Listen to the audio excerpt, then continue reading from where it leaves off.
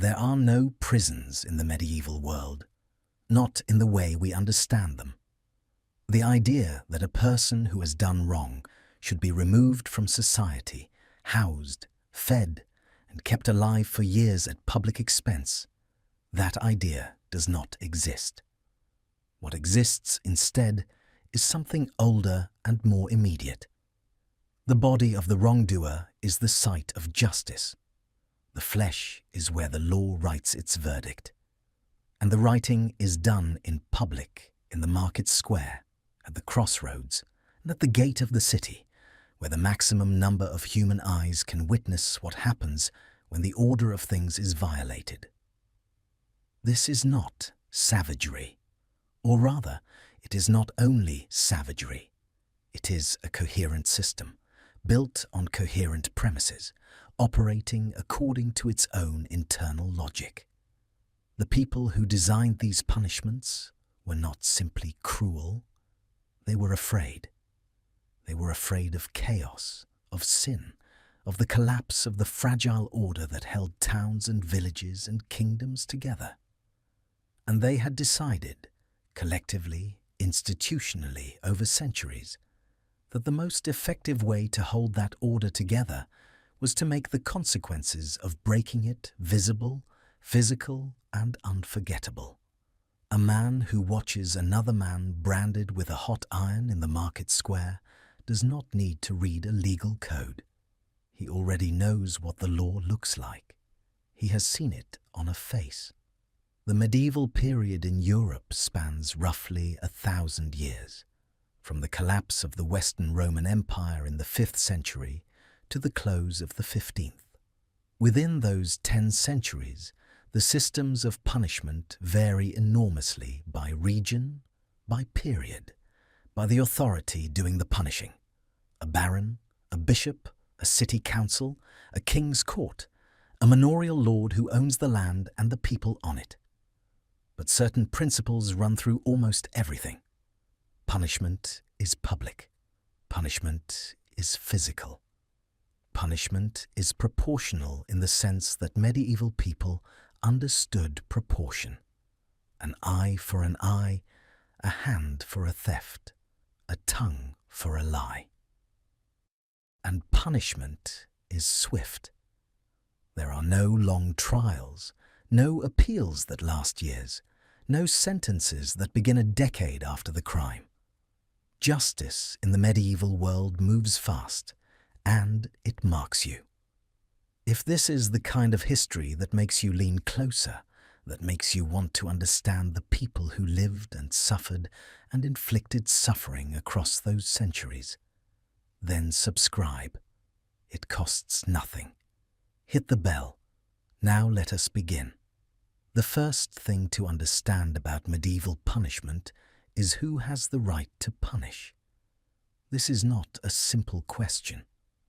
In the modern world, we expect criminal law to be administered by the state, by courts, by police, by prisons that belong to a central government. In the medieval world, no such central government reliably exists. Justice is fractured. It belongs to whoever has the power to enforce it. A lord exercises high justice over his serfs, meaning he can sentence them to death. The same lord may be subject to the high justice of a duke, who is subject to a king, who is in theory subject to God, interpreted by the church. The church runs its own courts, the ecclesiastical courts, which handle matters of sin, heresy, marriage, and the behavior of clergy. In many cities, the municipal council runs a separate civic court. Guilds have their own disciplinary processes. Monasteries punish monks according to the rule of Saint Benedict. A single act of wrongdoing might, in theory, fall under the jurisdiction of several different authorities at once, each with its own procedures and its own preferred forms of correction. This complexity matters because it shapes what happens to real people. The punishment you receive depends not only on what you have done, but on who catches you, who judges you, and what tools of correction are available to them. A thief caught in a baronial court in England in 1250 faces a different fate than a thief caught by a city court in Florence, which faces a different fate than a thief caught in a monastic precinct in the Rhineland. The broad categories of medieval punishment are consistent. The specific applications are endlessly variable. With that context in mind, consider where most medieval justice begins. Not with death, not with torture, not with the rack or the flames, but with shame. Shame is the first weapon in the arsenal, and in a world where community is everything, where a person without a community has no food, no protection, no legal standing, no life, shame is a weapon of extraordinary power. The pillory is one of the oldest and most widespread instruments of shaming punishment in medieval Europe. It is a wooden frame, usually mounted on a post in the center of the market square or the most trafficked public space in a town. The offender's head and hands are locked through holes in the horizontal board, leaving them bent forward, unable to stand upright, unable to move, unable to look away. They are left there for hours, sometimes for an entire day, sometimes for several consecutive days. The crowd that passes is not a passive audience. In many towns, the custom, and often the law permits, even encourages, bystanders to throw things. Rotten vegetables, offal from the butcher's stall, stones if the crowd is angry enough. The offender cannot protect their face. They cannot turn away. They endure whatever the community decides to deliver. The crimes that bring a person to the pillory are varied, but they tend to cluster around violations of social trust, fraud, selling bad goods, cheating in trade, perjury, spreading false rumors that damage a neighbor's reputation. A baker who sells underweight bread is pilloried, and sometimes his bad loaves are hung around his neck while he stands there, so that everyone who passes understands exactly what he did and what kind of man he is.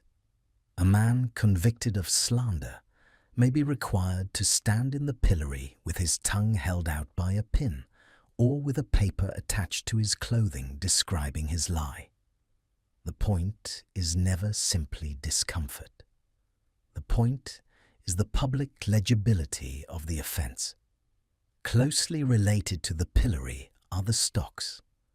The stocks confine the feet rather than the head and hands, locking the ankles through a horizontal wooden board so that the offender must sit on the ground or on a low bench, legs extended, feet trapped, completely unable to flee whatever the crowd chooses to do to them. The stocks are generally considered a milder punishment than the pillory. The face is not fixed in a position of submission, and the offender has slightly more protection. But the exposure is equally total, and the duration is equally determined by whoever issued the sentence. Minor offenders, vagrants, drunks, petty thieves caught for the first time. These are the stock's most common inhabitants. In many English towns, the stocks stand permanently in the market square, ready to receive whoever the constable delivers. In Scotland and parts of northern England, a variant device called the jugs adds an element of permanent display. The jugs is an iron collar fixed by a chain to a wall, often the wall of the church, the courthouse, or the market cross, so that the offender is chained upright against a public structure rather than confined in a frame. They stand or sit or hang depending on how the chain is adjusted, and they remain there until the authority releases them. The iron collar marks the throat. People who pass see not only the offender's face, but the cold iron of the law's grip around their neck. Some towns maintained the jugs for centuries, and the iron rings can still be found bolted to old church walls in Scotland today, worn smooth by the hands that gripped them and by the weather of the intervening years. The ducking stool is another instrument of public humiliation, though its most notorious applications come at the later edges of the medieval period. It is a chair mounted on a long beam, balanced like a seesaw over a body of water, a river, a pond, a mill stream. The offender is strapped into the chair and plunged repeatedly into the cold water, then raised, then plunged again. The number of duckings varies with the severity of the offence, as determined by the presiding authority. The experience is painful, disorienting, and potentially dangerous. People die from ducking stools, either from the cold or from inhaling water. But it is also spectacular. A crowd gathers. The offender emerges soaking and gasping. The community participates in correction by witnessing it. The crimes that typically bring a person to the ducking stool in medieval and early modern England fall into a consistent category. What the courts call scolding, which means persistent, aggressive, public quarrelling. A person, almost always a woman, who repeatedly disturbs the neighbourhood with loud arguments, who insults her neighbours habitually, who makes herself an irritant to the community's peace, is brought before the local court and sentenced to be ducked. The law treats verbal aggression as a genuine disruption of social order.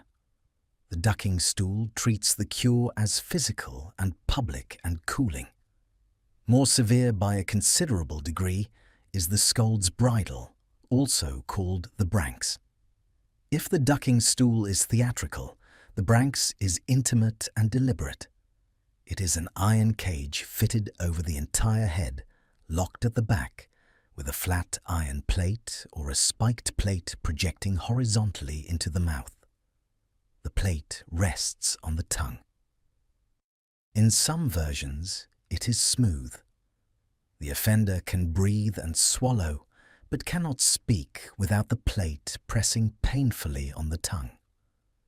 In other versions, the plate is fitted with small spikes or edges designed to cut the tongue if it attempts to move against them. The offender wears this device, cannot remove it, cannot eat, can barely drink, while being led through the streets, often attached to a chain held by a constable or a bailiff. The message of the branks is explicit and anatomical. Your tongue is the problem.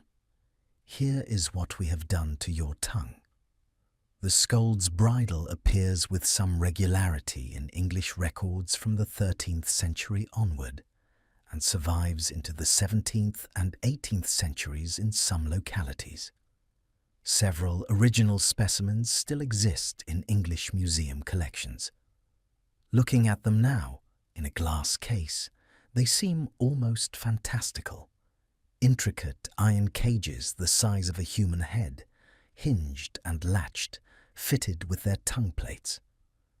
But they were made to be worn on living people, on women who had argued too loudly or too persistently for their community's tolerance, and they were worn in public, in the street, where everyone could see.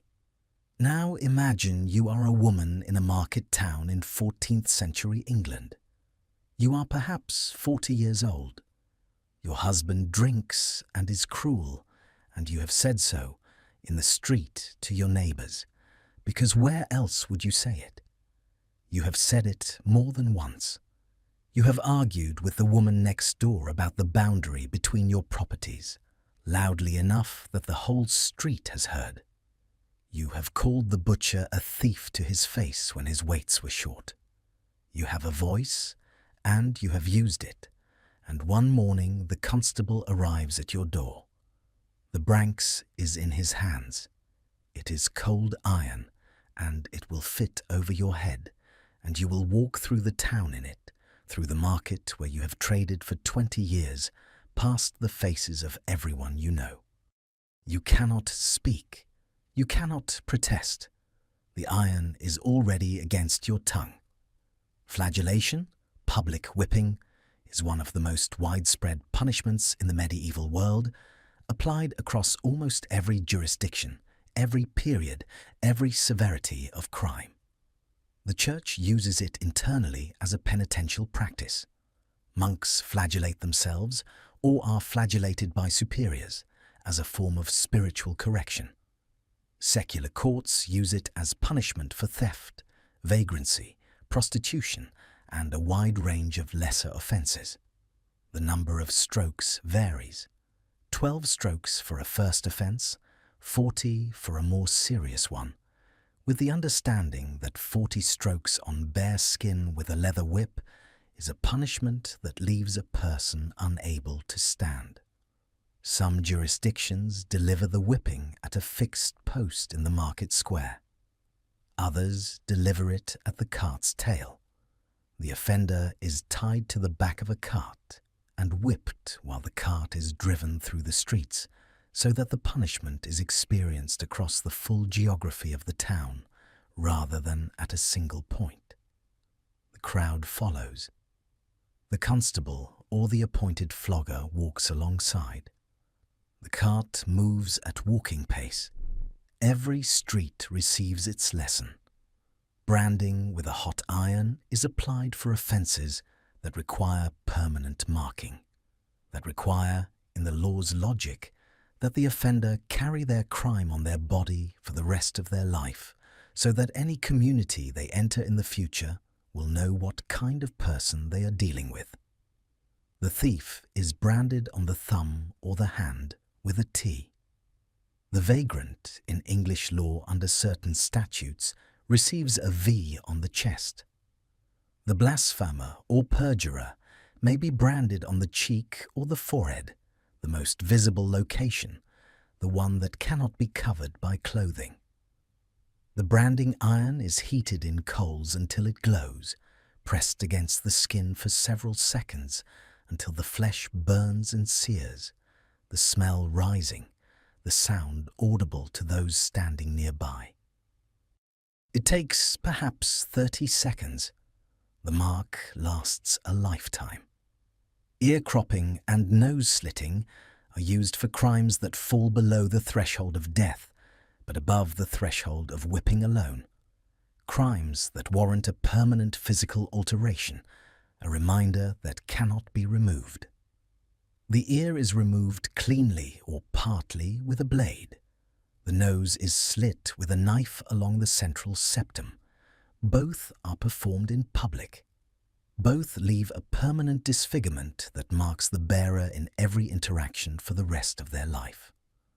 A man with a cropped ear in a medieval English town is immediately identifiable as someone who has been through the justice of the courts and emerged carrying its mark. He cannot conceal this in the market, in the tavern, in the hall of a lord where he might seek employment. The cut ear speaks before he does. The iron collar, the carcan in French jurisdictions, serves a function partway between the jugs and a portable restraint. It is an iron ring fitted around the neck, sometimes plain, sometimes bearing spikes that point inward so that the wearer cannot lower their head or move quickly without the spikes pressing into the throat. The offender wears it through the town or is padlocked to a wall or post in the market square. It sits on the skin throughout the duration of the sentence. Some carcan sentences last an hour, some last a day. In French municipal records of the 13th and 14th centuries, the carcan appears regularly as punishment for petty fraud, disruptive speech, minor violence, and a variety of offences that the court considered insufficiently serious for mutilation, but too serious for a fine. Consider the thumbscrew at this point, though its primary role is as an instrument of interrogation rather than of direct punishment. The thumb screw is a small vise, typically made of iron, consisting of two flat plates through which the thumbs are inserted, with a threaded rod that can be turned by a handle to press the plates together. The mechanism is simple. The agony is immediate and escalating. The interrogator asks a question. If the answer does not satisfy, the handle is turned one notch. The physics are straightforward. Human thumbs are not designed to withstand lateral compression, and the bones within them break at a relatively modest pressure. The instrument is used by judicial authorities throughout medieval and early modern Europe as a means of extracting confession. The logic is equally simple. A person who will not speak will eventually speak. The thumb screw is the mechanism of that eventual speaking. The little E's is a specific cell in the Tower of London, recorded in sources from the medieval and early modern periods, whose defining feature is its dimensions. It measures approximately 4 feet in each direction. Too small to stand in, too small to stretch out in, too small to sit comfortably. The prisoner confined in the little E's can crouch or fold themselves into the corner or lie curled. They cannot straighten their back. They cannot extend their legs. After a night in the little E's, the muscles of the back and legs have contracted into a painful knot that takes days to resolve. After several nights, the discomfort becomes something less describable. The little E's is not torture in the technical legal sense used by medieval courts. It is simply a cell with particular dimensions. What happens to a human body inside it is incidental to the architecture. Starvation cells, rooms or pits where prisoners are confined without food and given only minimal water, appear in the records of both secular and ecclesiastical institutions. Their use is technically distinct from torture. The prisoner is being confined, not actively harmed by a human hand. The distinction is legalistic and not always persuasive to the person dying in the cell. But it matters in institutional terms, because many authorities that prohibited torture permitted starvation confinement. The duration could be calibrated. 3 days without food to encourage a recalcitrant witness to speak. 7 days to punish a servant who had stolen from a lord's household. 2 weeks as a sentence for a monk who had repeatedly broken the rule. A number of monastic chronicles record the practice matter-of-factly, alongside entries about harvests and feast days and the deaths of abbots. Sleep deprivation as a formal punishment or interrogation technique appears in medieval sources across several jurisdictions. The method most commonly recorded involves not simply keeping the prisoner awake, an almost impossibly labor-intensive process, but forcing them to walk or stand or move continuously so that they cannot sleep.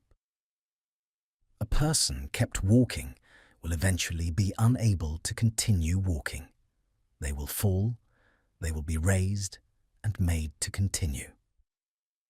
The psychological disintegration that follows prolonged sleep deprivation was observed and recorded without being fully understood.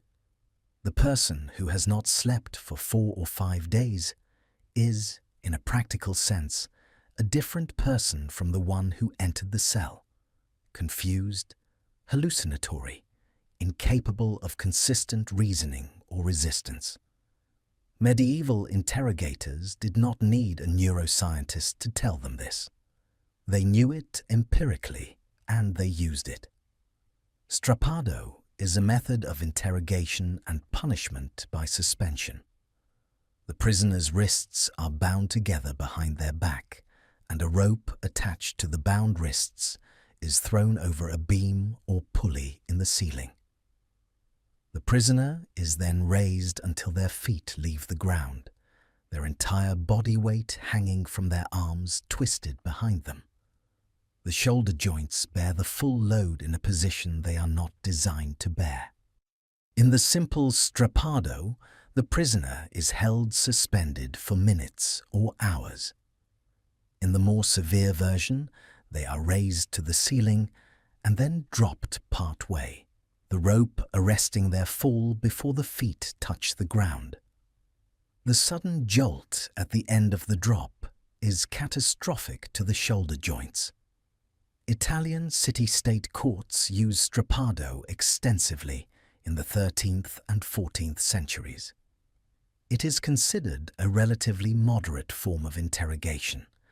Its consequences are painful and sometimes permanent, but it is thought less likely than some alternatives to cause immediate death. The permanent dislocation of the shoulders is considered an acceptable cost. And then there is the scold's bridle, to which we must return in more detail. Because of all the instruments described so far, it is perhaps the one that most starkly reveals what medieval justice thought it was doing when it punished. The branx appears in English records as early as the 13th century and in Scottish records from roughly the same period. The existing specimens, held in museum collections at Newcastle, Walton-on-Thames, and elsewhere, vary considerably in their construction. Some are relatively simple cages of flat iron bar, fitted with a basic tongue plate. Others are elaborate works of smithcraft, their bars curved to fit the human skull, their hinges precise, their tongue plates designed with evident care for the specific effect they would produce. The detail and craftsmanship invested in some specimens suggests that these were not improvised objects, but standard instruments commissioned by municipal authorities who expected to use them regularly. The documented cases tell us something about how the branx was actually applied. In Macclesfield, England, in 1623, later than the medieval period proper, but continuous with medieval traditions, a woman named Anne Bidford was sentenced to wear the bridle after being convicted of persistently disturbing her neighbours with abusive language. In Morpeth, in the 17th century, the market cross had an iron staple to which the branx could be locked, so that the wearer stood exposed at the market centre for the duration of the sentence. In Scottish burghs, the bridle was sometimes supplemented by a public procession in which the wearer was led through the principal streets by the burgh officer. In all these cases, the underlying premise is identical. The tongue has caused harm. The tongue must be physically restrained and publicly displayed as restrained. The community must witness the restraint. What is striking is not the cruelty of the instrument, though it is cruel, but the philosophical coherence of it. The branx operates on the assumption that punishment must directly address the mechanism of the offence. The tongue spoke harm. The tongue is caged. The body is the site of correction because the body is the site of the wrong. This is the fundamental logic of almost everything in medieval punishment, and it runs from the lightest public shaming in the stocks to the most extreme sanctions the system can deliver. The body is where justice is written. The body is where it is read. What the crowd gathered in the market square on the day of punishment sees is not simply a person suffering. They see the law made visible, the boundary between acceptable and unacceptable behavior, marked in flesh and iron and public display. They see that the order they live within is real, that it has teeth, that it will act, and they carry that knowledge home with them into their work and their dealings and their speech, and the order holds, not because they have been convinced, but because they have seen. The market square empties by nightfall. The stocks are unlocked. The pilloried offender staggers home with bruised hands and a damaged dignity, and the town returns to its ordinary rhythms. But the marks remain, on the body of whoever stood there and in the memory of whoever watched. That is precisely the point. Medieval justice does not end when the punishment ends. It continues in the face of the branded man, in the cropped ear of the thief, in the way a community looks at someone who has been through its corrective machinery and come out the other side changed. What comes next in that machinery? What the system reaches for when shaming is not enough, is the permanent alteration of the body itself. Amputation of the hand is the canonical punishment for theft across large portions of the medieval world, in both Christian and Islamic jurisdictions. In England, the practice is well documented from the Anglo-Saxon period onward. The Leges Henrici Primi, a legal text compiled around 1115, specifies that a thief caught for a second offence after having already been convicted once shall lose a hand. The logic is transparent. The hand is the instrument of theft. Remove it, and the theft cannot recur. The amputation is carried out in public, usually by a designated executioner or a blacksmith pressed into judicial service. The wrist is placed on a block. The blade comes down once. If the executioner's aim is good, it is finished in a moment. If not, it takes several blows. The stump is then plunged into boiling pitch to cauterize the wound, not as mercy, but to prevent infection, to keep the offender alive so they can carry their mark for the rest of their days.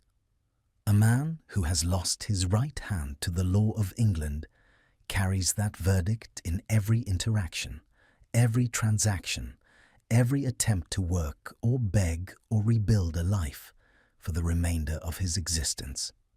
The amputation of the foot is rarer but documented, applied in cases where the hands were not considered the primary instrument of the offence, or where a judge wanted to limit a persistent offender's ability to move, to travel between towns, to flee, to repeat the pattern of crimes that mobility had made possible. In some Byzantine legal codes, the removal of both feet is prescribed for specific categories of violent crime. The surgical reality of this sentence is grim. An early medieval amputation, even a competently performed one, carries a significant risk of fatal infection. Some condemned men die of the wound within a week. Others survive and live for years, crawling or dragging themselves through a world built for people with intact bodies. Blinding as a judicial punishment is found across the medieval world, though it is more systematically applied in the Byzantine Empire than in Western Europe. The Byzantines use it extensively as a political tool, a way of rendering a rival or a pretender to the throne permanently ineligible for power without the messiness of killing them outright. Basilicianus, Philippicus, Constantine VI, Michael V, the list of Byzantine rulers and their rivals who were blinded as judicial or political sentences is long and unsettling. The procedure involves the use of heated metal objects, rods, pokers, coins held against coals until they glow, brought close enough to the eyes to destroy them without necessarily touching. In other documented cases, the eyelids are held open and the eyes punctured or destroyed by direct contact. In Western European secular law, blinding appears less frequently as a formal sentence, but is recorded in cases of extreme treason and political offence. It carries the same logic as physical mutilation generally. The eyes saw what they should not have seen, or the man must be prevented from ever exercising power again. Castration appears in medieval legal codes in connection with rape and sexual violence, though its application in practice is inconsistent, and the records are often ambiguous about whether a sentence was actually carried out. The principle invoked is direct. The organ that committed the offence is removed. In some English legal sources of the 12th and 13th centuries, rape is punishable by castration and blinding together, a pairing that effectively removes both the capacity for the offence and the ability to identify future victims. The political use of castration as a way of eliminating male rivals by making them incapable of fathering heirs is documented in the courts of several medieval kingdoms, including Norman England and the various successor states of the Carolingian Empire. Tongue removal is prescribed for perjury and blasphemy in a number of medieval legal codes. The principle is the same as the branks. The tongue caused harm, so the tongue is addressed. But where the branks is temporary, remove the cage and the tongue is still there. Excision is permanent. The procedure, performed without anesthesia, involves cutting the tongue partially or entirely at its root. Partial removal leaves the person capable of producing sounds but unable to form words. Complete removal makes speech permanently impossible. A man convicted of perjury in a 13th century French court who has had his tongue removed cannot lie again. He also cannot say very much else. The records do not dwell on this. Outlawry is a punishment that operates through law's withdrawal rather than law's active force, and in some ways it is more absolute than any physical mutilation. To be declared an outlaw, utlagus in Latin, a term that carries the literal meaning of one placed outside the law, is to be removed from the legal framework entirely. The outlaw has no rights that any person is bound to respect. They cannot sue in court, cannot own property, cannot make contracts, cannot claim the protection of the king's peace. Anyone may kill them and face no legal consequence.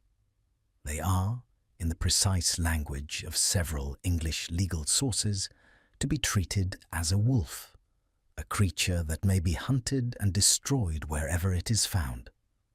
The declaration of outlawry in England requires a formal process. A person who has been indicted for a serious crime and has failed to appear in court 4 times in succession is declared outlaw by the county court. The sheriff is then required to pursue them. But the practical reality is more complicated. An outlaw who flees to the forests and keeps moving is difficult to catch. Some outlaws live for years in the woodland margins of medieval England, surviving by robbing travellers, by the charity of communities sympathetic to their cause, or by skills at hunting and concealment that the law has not managed to remove. Robin Hood, as a cultural archetype, is built on this reality. The outlaw who is more just than the justice that condemned him, living by his own code in the forest that the king's law cannot penetrate. But for every romantic outlaw, there are dozens of ordinary men and women for whom the declaration means destitution and terror. An outlaw who cannot find shelter, who is recognized in a town and chased out of it, who cannot work or trade or seek help without risking immediate death, is a person the law has consigned to a slow extinction. They wander until they are caught, or they starve, or they commit the crimes that their outlawry has made their only means of survival and are eventually killed for them. The sentence that seems so clean on paper, "You are no longer protected by the law," is, in practice, a sentence to a kind of living death that may precede an actual one by months or years. Excommunication is the Church's parallel instrument, and in a society where religious membership structures daily life at every level, its effects are comparably devastating. To be excommunicated is to be expelled from the body of the Church, excluded from the sacraments, from Christian burial, from the community of the faithful. Other Christians are strongly discouraged from associating with the excommunicate. They cannot receive communion, confession, absolution. When they die, they cannot be buried in consecrated ground. Their soul, the Church implies, is in serious jeopardy. In practice, excommunication is used for an enormous range of offences, from genuine theological heresy to the failure to pay church dues to the violation of ecclesiastical property or privilege. Kings and emperors are excommunicated.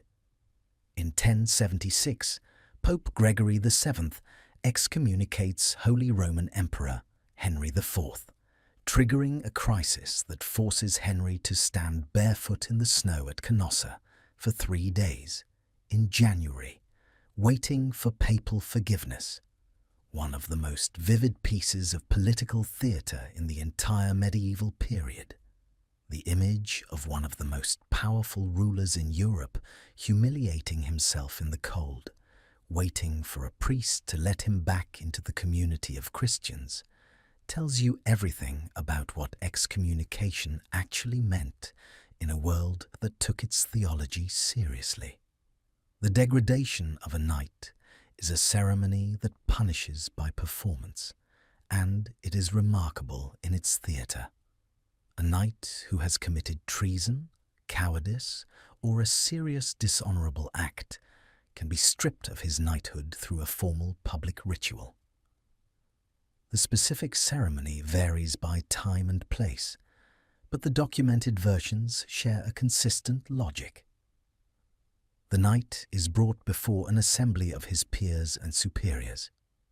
His armour is removed piece by piece, the helmet, the gauntlets, the breastplate, each piece taken from him and thrown onto the ground.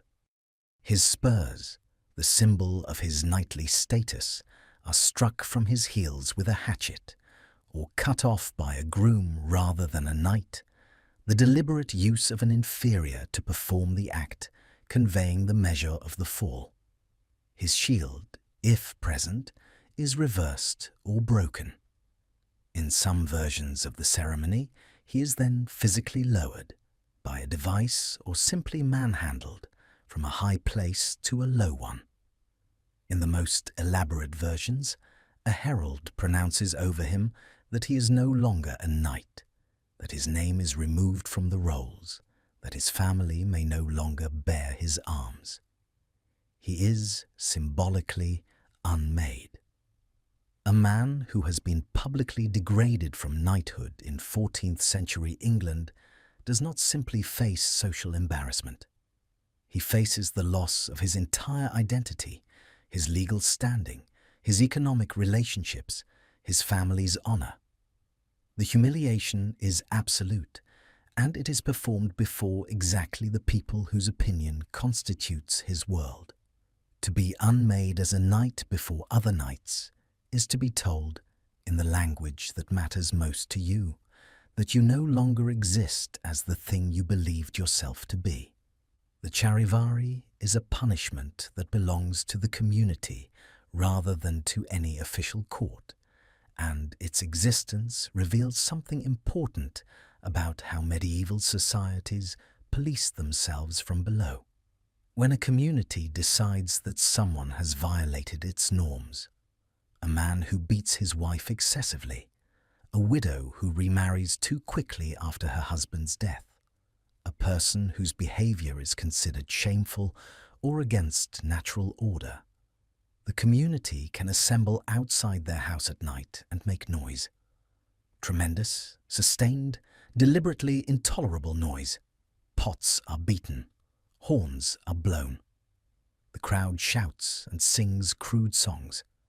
The targeted person inside their house cannot sleep, cannot rest, cannot escape the sound. The charivari may last one night or several. It announces to the entire neighborhood what the community thinks of this person and this behavior. No court has ordered it. No authority has sanctioned it.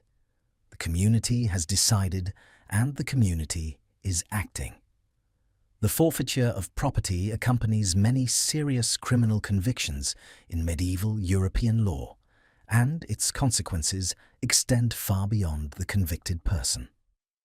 When a man is convicted of treason in England, everything he owns, lands, livestock, buildings, tools, debts owed to him, reverts to the king. His family is left with nothing. His children cannot inherit what no longer exists to be inherited. His wife may be entitled to her dower rights in theory, but in practice the confiscation often strips her of everything too. The punishment falls hardest, not on the convicted man, who has already lost his freedom or his life, but on the people around him who depended on what he owned. Medieval law is not particularly troubled by this. The family of a traitor is contaminated by their association. The suffering of dependence is considered, if it is considered at all, as a proportionate extension of the offence, rather than as a separate injustice. Banishment from a city operates similarly in its structural logic. The person is not imprisoned, not mutilated, not killed. They are simply expelled. The gates of the city are closed to them. If they return, they face immediate arrest and the punishment that had been suspended in lieu of their departure. But expulsion from a medieval city is not the minor inconvenience it might seem. The city is where work is, where community is, where a person's entire economic and social network exists. The merchant banished from a trading city loses his business. The craftsman expelled from the guild city where his workshop stands loses his livelihood. The woman expelled from the town where she was born loses her family, her neighbors, her knowledge of how to survive, and the documents, if she has any, that establish her identity and good standing. She arrives in the next town as a stranger with nothing, and in a world deeply suspicious of strangers, that is a precarious and dangerous condition.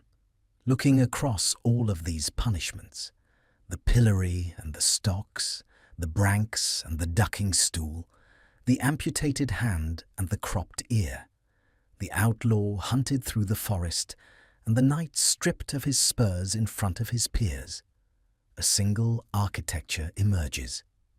Medieval punishment is a system of communication. Every sentence is a message written on a body or enacted in a public space, addressed to the offender and to the community simultaneously. The offender learns what the law thinks of them. The community learns what the law will do to protect the order they live within. The message is written in pain and humiliation and permanent physical alteration, because these are the most legible languages available to a society that does not yet have prisons, that cannot afford to house and feed its wrongdoers for years, that needs its justice to be seen to be real. The next chapter of this system is darker. It moves from correction and display into something more intimate, more deliberate, more systematic in its infliction of suffering. It moves into the rooms and cells where confession is extracted, where the tools of interrogation are applied, where the body is addressed not in public but in private, and where the question is no longer what you have done, but what you know and who else was involved and whether you will speak. Those private rooms are not far from the market square. They exist in the same buildings, beneath the same towers, behind the same thick walls where the public punishments are ordered and recorded. The difference is the audience. What happens in the interrogation chamber happens without witnesses, or with only the witnesses the authority chooses to permit. The crowd is gone. The theatre is gone. What remains is a person, a set of questions, and the instruments designed to ensure that the questions receive answers. The rack is the instrument most people reach for when they think of medieval torture, and its reputation is not unearned. It is a wooden frame, roughly the length of a human body, with rollers at each end. The prisoner is laid flat, and their wrists and ankles are attached by cords or chains to the rollers. The rollers are then turned in opposite directions. As the tension increases, the body is stretched. The vertebrae of the spine separate, the shoulder joints are pulled apart, the hip joints distort under the load. The sensation begins as pressure and moves through pain into something for which pain is an insufficient word.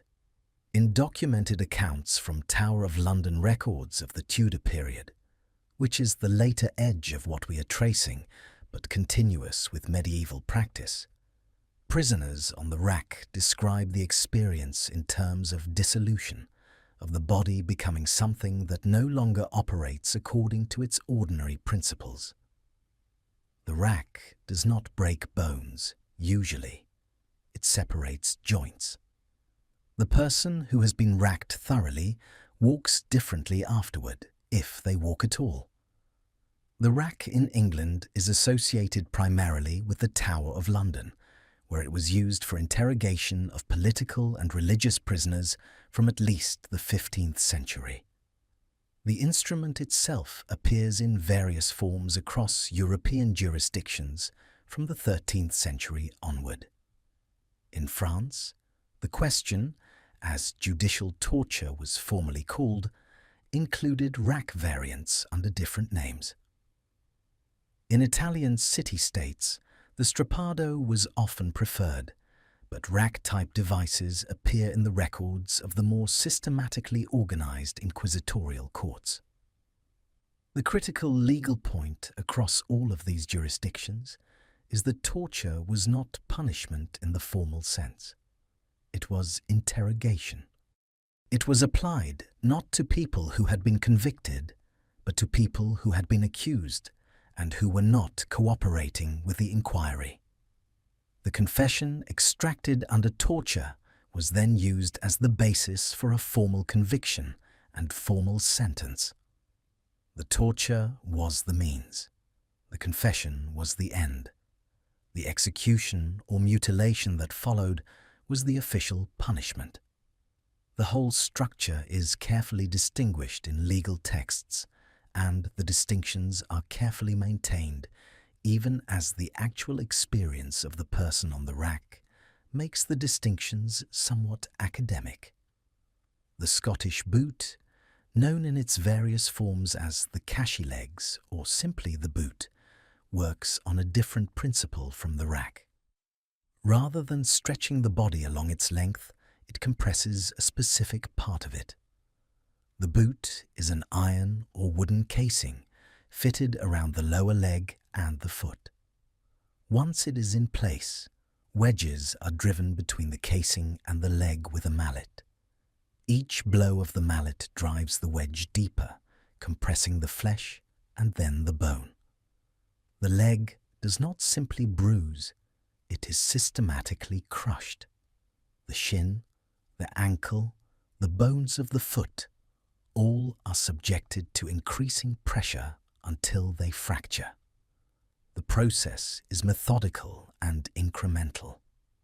The interrogator asks a question between each blow of the mallet, giving the prisoner an opportunity to speak before the next increment of destruction is applied. The boot is documented in Scottish judicial records from the 16th and 17th centuries with a specificity that is uncomfortable to read. In one account from 1591, the record notes the number of wedge strokes applied to a prisoner accused of witchcraft before a confession was obtained. The number is 57.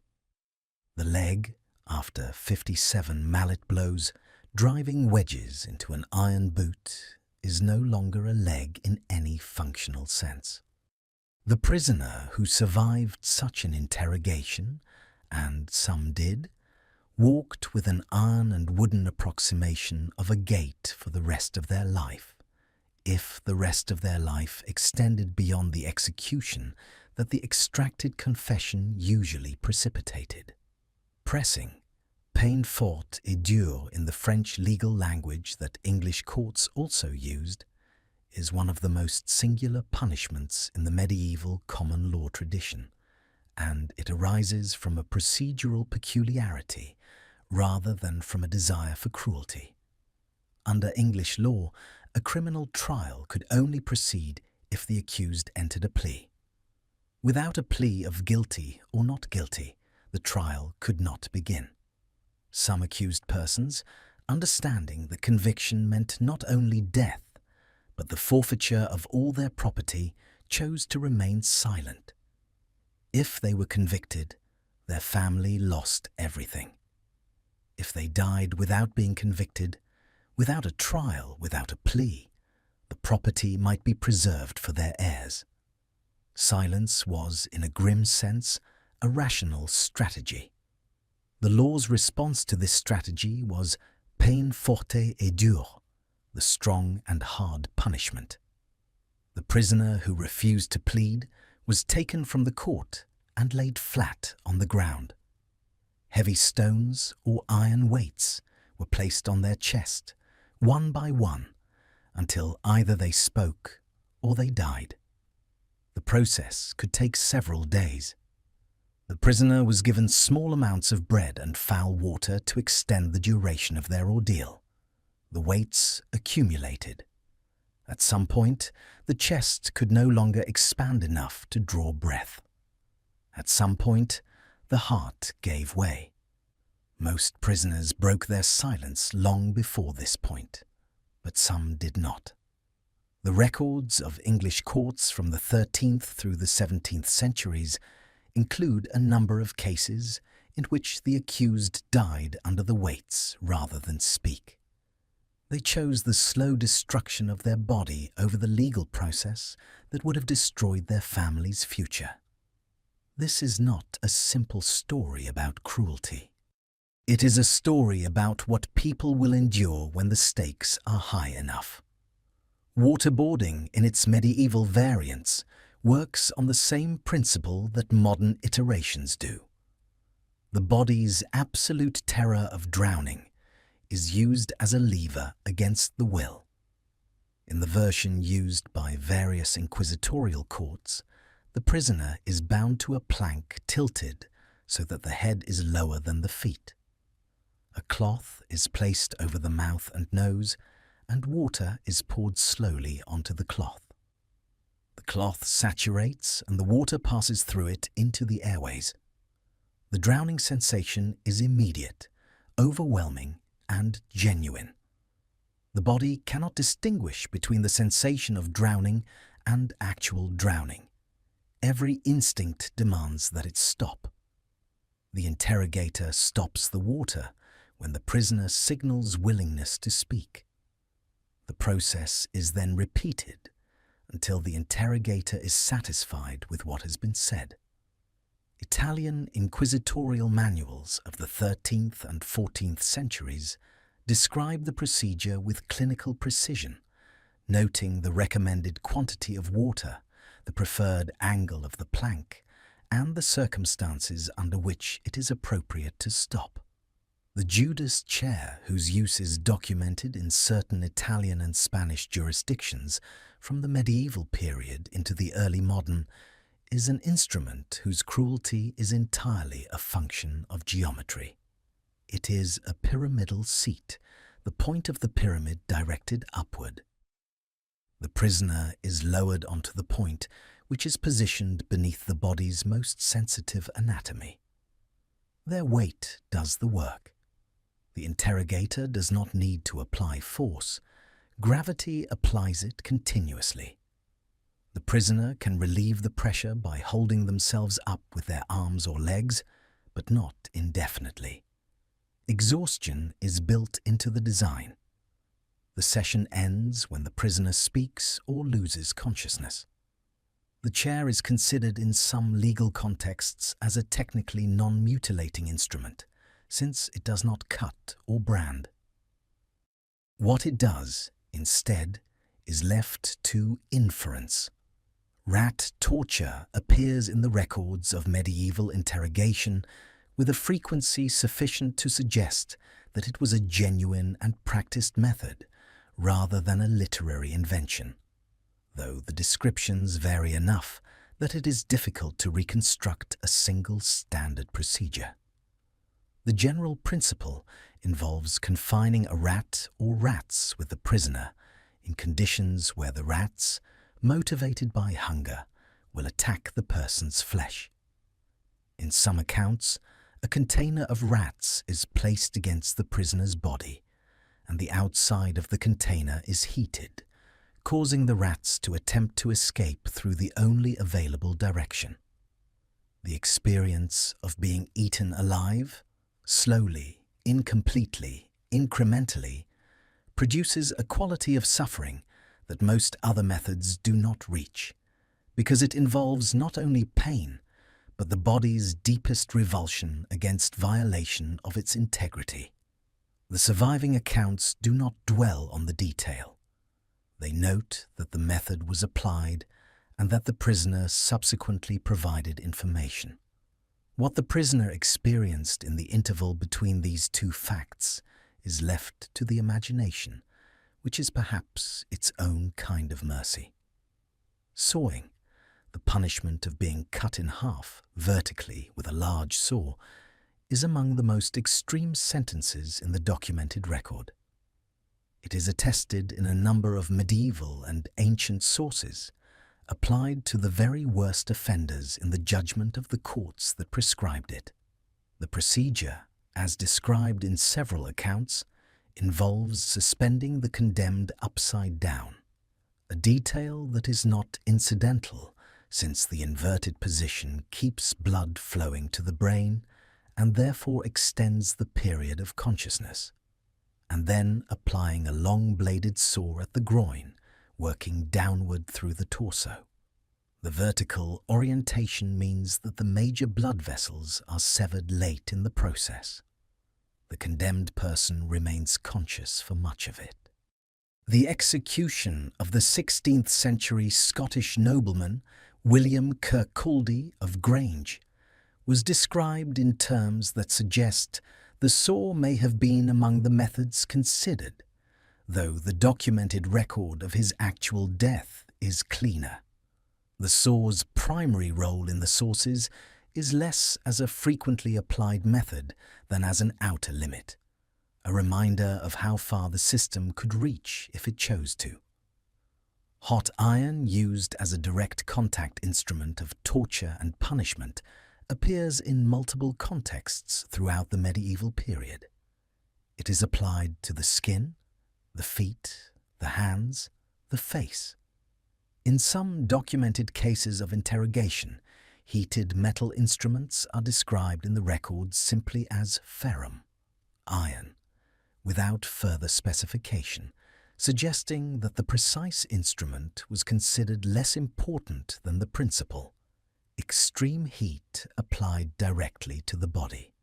The use of hot irons in the ordeal system, the trial by ordeal in which the accused was required to carry a heated iron bar a specified number of paces, and the wound was examined 3 days later to determine innocence or guilt, will receive its own attention later in this account.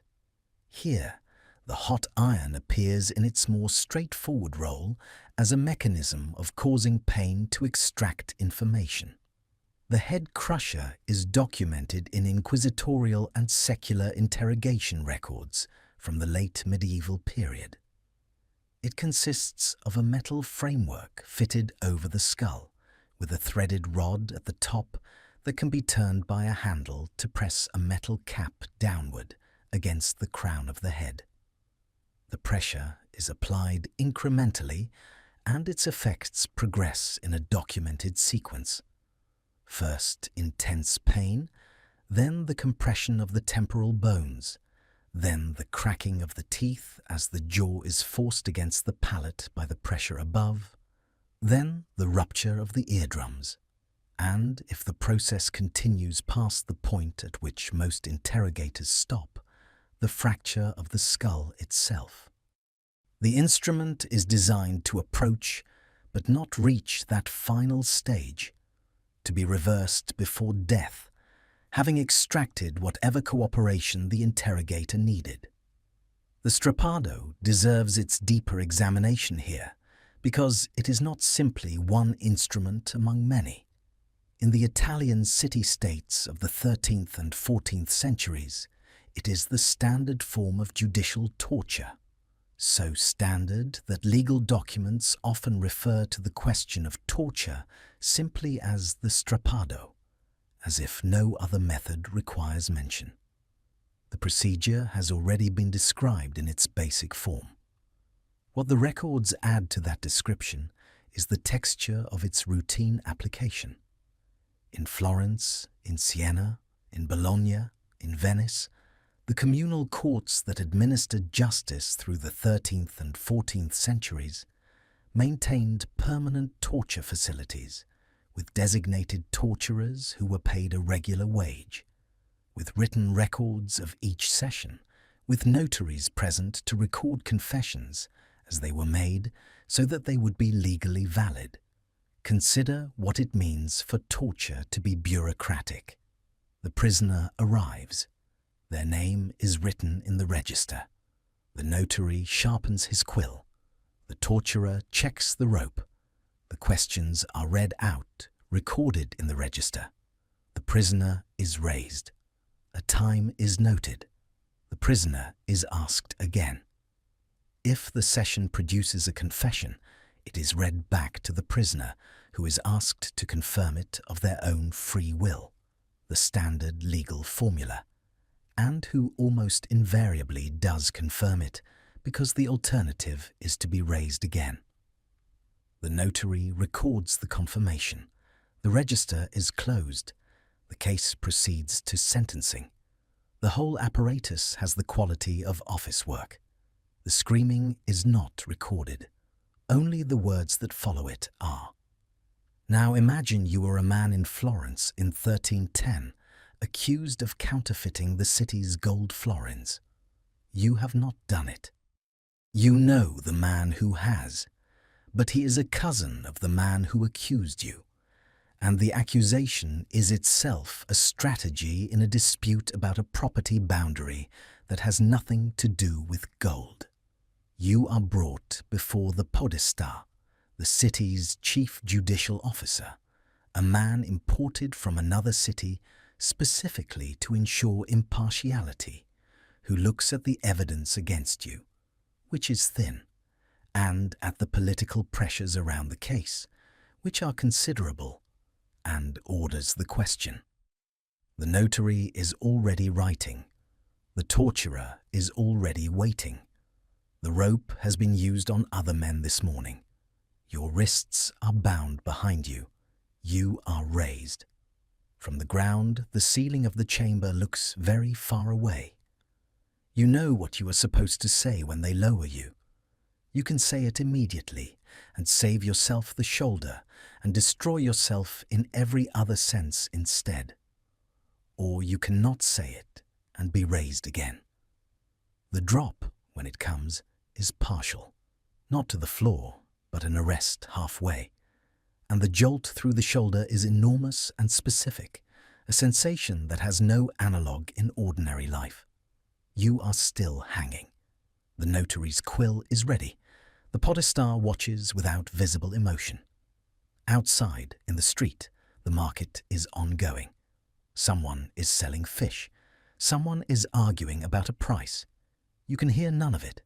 The session lasts 2 hours. You confess. The man you name as the actual counterfeiter will be arrested tomorrow, and the cousin will intercede for him, and he will be released. You will be convicted on your own confession, your hands will be mutilated, and you will leave the city. The notary's record of your case will survive in the Florentine State Archives, where it sits today among thousands of similar documents, neat and impersonal, recording in careful Latin the questions that were asked and the answers that were eventually provided, in a room that no longer exists, to a court that no longer sits, in a city that has entirely forgotten you. What the interrogation chamber reveals, across all its instruments and all its jurisdictions, is not simply the capacity for cruelty. That capacity is not surprising and not unique to this period. What it reveals is the depth of the investment in certainty. Medieval judicial culture is terrified of wrongful acquittal in a way that modern judicial culture is not. The logic runs as follows. If a guilty man is acquitted, his guilt remains in the world, unpunished, accumulating spiritual weight. God sees it. The community may not, but God does. The judge who acquits a guilty man through insufficient diligence has let that guilt fester. Torture is the mechanism of diligence. It is how you make sure. It is how you extract the truth that God already knows and that the accused is concealing. The fact that it also extracts an enormous number of false confessions from people who are not guilty is a problem that the system is aware of. The legal texts acknowledge it, build in formal procedures to address it, but never quite solves. The rack, the boot, the pressing stones, the rope and the ceiling and the falling, they are all in the minds of the people who use them in service of truth. That is the part that is hardest to assimilate. The cruelty is not incidental to the purpose. It is, in the logic of these courts and these centuries, the very mechanism by which truth is reached. Pain is a key that opens what silence keeps closed. Whether what emerges from behind that door is true is a question the system asks, and answers, and asks again, and never finally resolves. What the interrogation chamber extracts is a confession. What the confession unlocks is a sentence.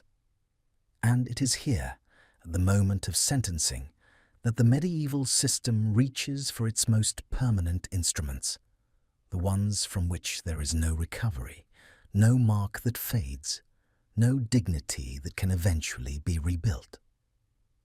Death is the final jurisdiction of medieval justice, and it is administered with a range and a variety that reflects everything the system believes about the relationship between the crime, the criminal, the community, and God. Hanging is the most common form of execution in medieval England and across much of Northern and Western Europe. It is considered the standard death for common criminals, thieves, murderers, men and women who have violated the basic terms of the social order without the political significance that would earn them a more elaborate end. The mechanics of medieval hanging are not the mechanics of the modern calculated drop, designed to break the neck instantly and cause rapid unconsciousness. The medieval method is typically the short drop or the simple suspension. The condemned is placed on a cart, a ladder, or a horse with a rope around their neck attached to a beam above. The cart moves, or the ladder is kicked away, or the horse is struck, and the person drops the short distance and hangs. The neck does not break. The person dies of strangulation, which takes several minutes, anywhere from 3 to 15 minutes in contemporary accounts, during which they are fully conscious, fighting the rope, their face darkening, their legs moving in the involuntary convulsive motion that witnesses of public hangings describe consistently across centuries of accounts. The crowd watches. In many towns, family members are permitted to pull on the legs of the condemned to hasten the end. Sometimes they do. Sometimes the condemned has no family present, or family that cannot bear to approach, and the full duration runs its course before the gallows. The gallows in many English towns is a permanent structure, not assembled for a specific execution, but standing ready at all times, usually at the edge of the settlement, at a crossroads, or on a hill visible from a distance. Its permanent presence is deliberate. It is visible on ordinary days, on market days, on feast days, a constant architectural reminder of the boundary between the world of the living community and the world of its enforcement. Some gallows are triangular, capable of hanging multiple condemned simultaneously.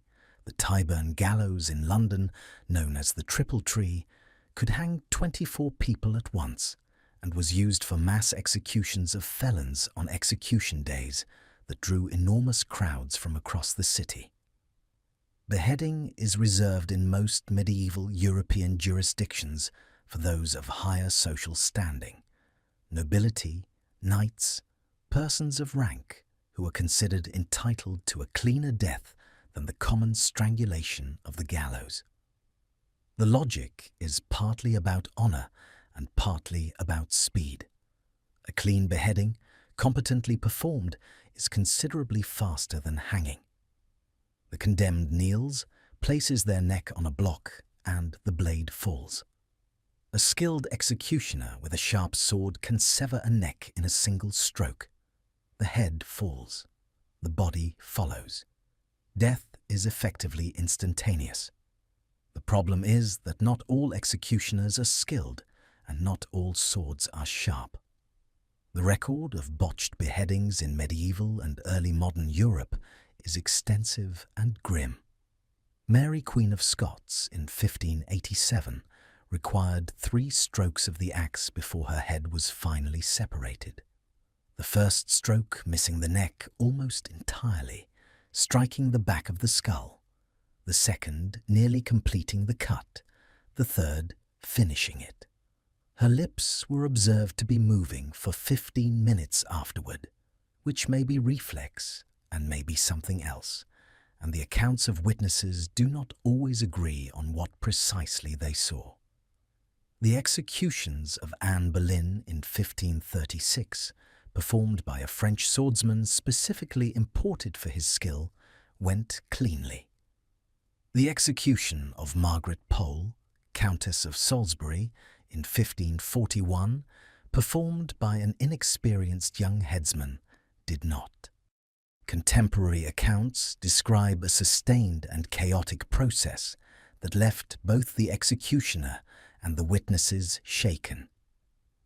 The difference between these two outcomes is the sharpness of the blade and the steadiness of the hand that swings it, and neither can be guaranteed.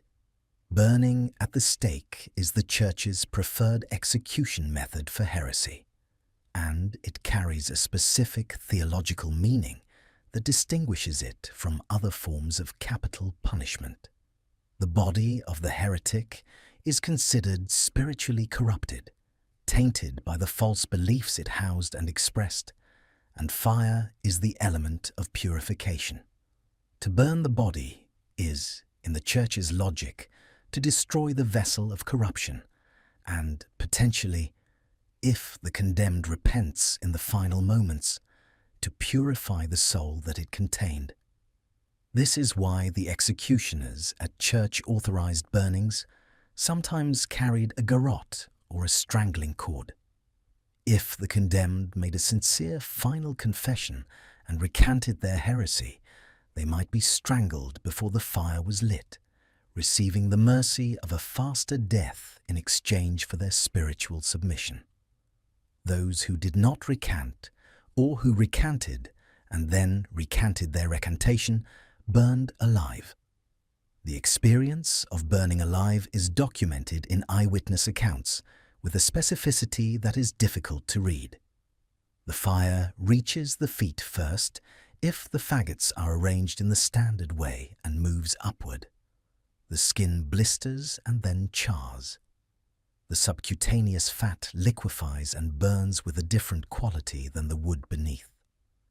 The muscles contract as they heat, producing involuntary movements that observers sometimes interpret as expressions of agony and sometimes as spiritual convulsion. The voice is lost relatively early when the throat is reached by the heat or by the smoke. The loss of consciousness, without the mercy of prior strangulation, comes at some point after the fire has been burning for some time, and the surviving accounts vary on exactly when this occurs. The Maid of Orleans, Joan of Arc, was burned at Rouen on the 30th of May, 1431, at approximately 9 in the morning. She was 19 years old. She asked to hold a cross. She called the name of Jesus.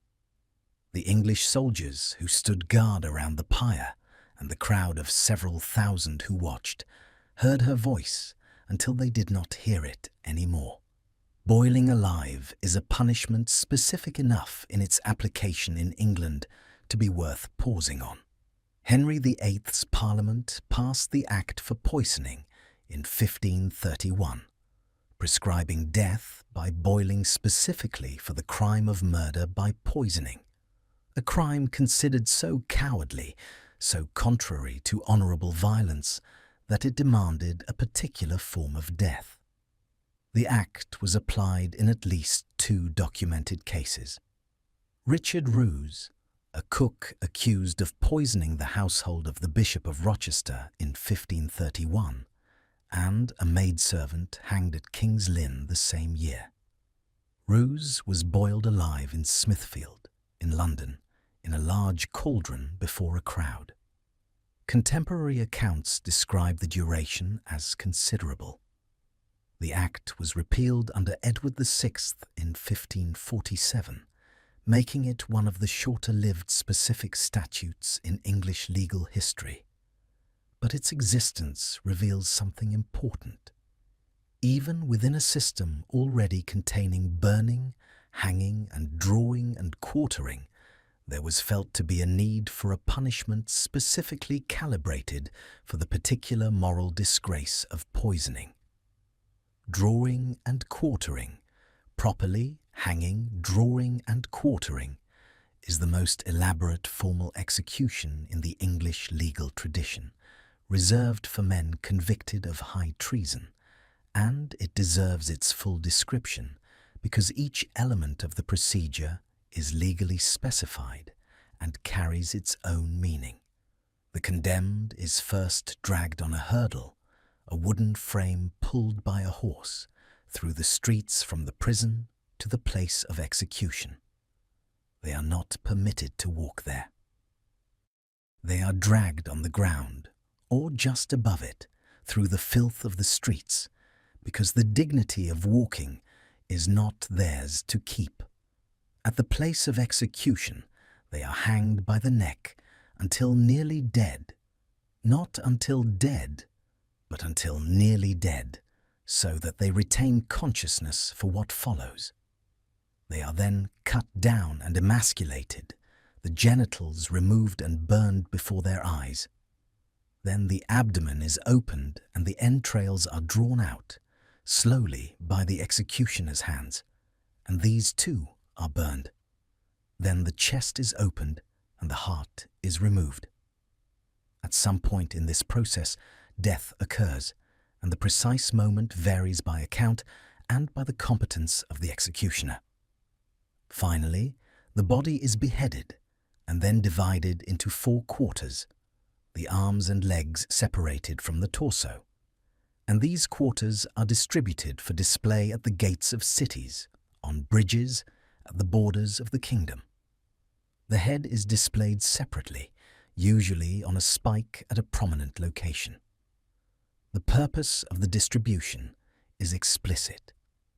The traitor's body is scattered across the kingdom he sought to destroy, a reversal of the wholeness and unity that treason attacked.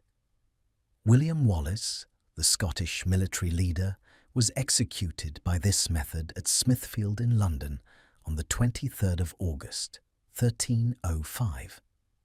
He was convicted of treason against Edward I of England, a conviction Wallace refused to accept, since he had never sworn allegiance to Edward, and therefore could not, in his own view, have betrayed him. After being dragged through London, he was hanged, castrated, eviscerated, beheaded, and quartered. His head was dipped in tar to preserve it, and placed on a spike on London Bridge. His quarters were sent to Newcastle, Berwick, Stirling, and Perth, the four corners, roughly, of the territory he had fought to defend. He was approximately 35 years old. The records of his trial and execution were kept carefully and survive. The records of what he said during the proceedings also survive, and what they record is a man who refused, at every available opportunity, to accept the jurisdiction of the court that was killing him. Impalement, though most vividly associated with Vlad III of Wallachia, who earned the epithet Tepes, the impaler, for its systematic application, is not unique to him or to his region. The practice of driving a stake through a body and raising it upright appears in sources from across the medieval and ancient world, in Byzantine accounts of the treatment of enemies, in Ottoman records, in the narrative chronicles of various Balkan campaigns. What distinguishes Vlad's use of it is its scale and its systematic character. Contemporary German pamphlets printed in the 1460s and 1470s describe his practice in terms that are either exaggerated propaganda or accurate reporting, and possibly both simultaneously. The pamphlets describe forests of impaled bodies surrounding his capital, arranged in concentric circles according to rank, the highest stakes reserved for the most important victims. Whether the precise numbers given, tens of thousands in some accounts, are accurate is a question historians continue to debate. That impalement was Vlad's characteristic method, and that he used it extensively, is not in serious doubt. The mechanics of impalement vary considerably in the accounts, and the variation matters for understanding the duration of suffering involved. A stake driven through the body from below, missing the vital organs, and exiting near the shoulder, could allow a person to remain alive and conscious on the stake for hours or days, the weight of the body slowly driving it deeper. A stake placed carelessly could kill quickly. Vlad is reported by some sources to have specified the stake dimensions and placement for different categories of victim, adjusting the method to calibrate the duration. Whether this is accurate or a feature of the propaganda designed to make him monstrous is unresolvable at this distance. But the detail itself, the idea that a ruler might think carefully about how to optimize the duration of his enemy's suffering, is consistent with the broader medieval understanding that punishment was not simply about ending a life, but about making the ending legible, graduated, and instructive. Flaying, the removal of the skin from a living person, appears in medieval sources as both a punishment and a method of execution. It is documented in Assyrian and Persian antiquity, it appears in accounts of certain Byzantine punishments, and it surfaces in enough medieval European chronicles to suggest that it was not purely mythological. Bartholomew the Apostle is said to have been martyred by flaying, and images of his martyrdom, a man holding his own skin, like a cloak, appear throughout medieval art with a frequency that suggests the method was not considered entirely remote from lived experience. The practical reality of flaying a living person is that it requires skill, significant time, and a subject who is restrained well enough to prevent movement that would complicate the process.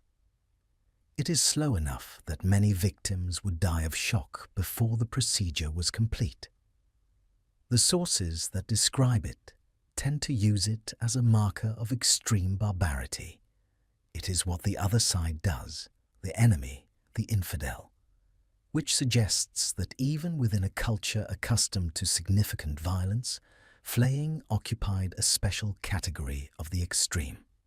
Death by stoning is prescribed in biblical law, codified in medieval Jewish legal tradition, and appears in Islamic jurisprudence as a sentence for adultery in certain circumstances.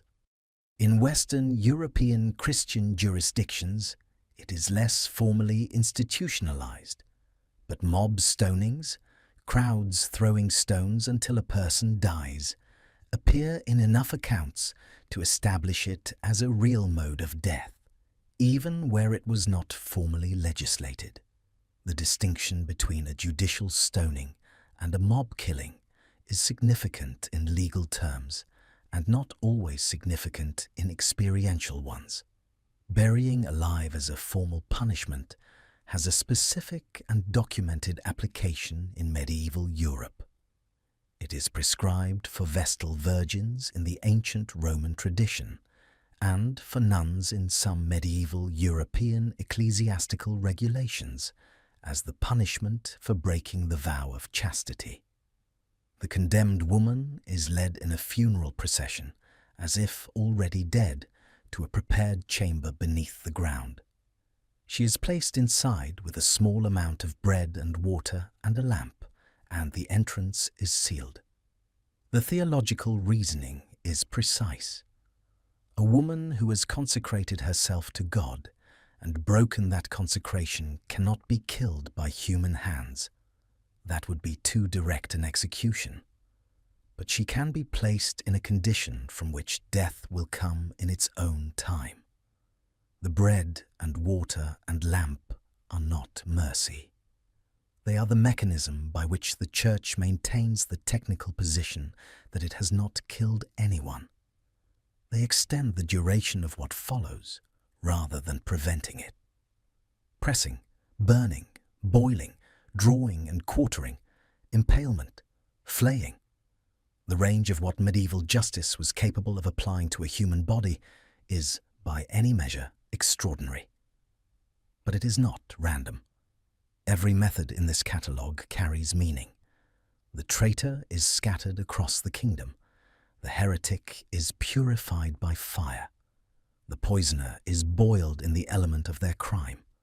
The sexual offender is emasculated. The tongue that lied is removed. The hand that stole is cut away.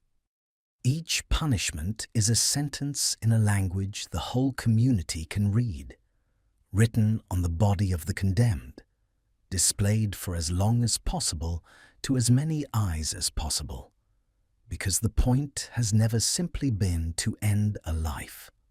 The point has always been to say something, clearly and permanently, about what that life was worth, and what the community that judged it requires of everyone still living within its walls.